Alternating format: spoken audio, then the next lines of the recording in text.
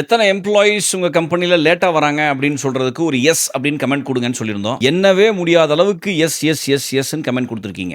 அந்த மாதிரி தான் எம்ப்ளாயீஸ் இருக்காங்க. உங்க கம்பெனில உங்க எம்ப்ளாயீஸுக்கு தேவைப்படக்கூடிய ஒரு பேசிக்கான விஷயங்கள், சேலரி, ரெஸ்பெக்ட், டைமிங், அதாவது ஒர்க் டைமிங், ரோல் கிளாரிட்டி, இந்த மாதிரி என்னென்னலாம் இருக்கோ எல்லாமே நீங்கள் செஞ்சிட்டீங்க அப்படின்னு சொல்லி இருந்து லேட்டாக வராங்க அப்படின்னு சொன்னால் ஃபயர் தி எம்ப்ளாயி இமீடியட்லி.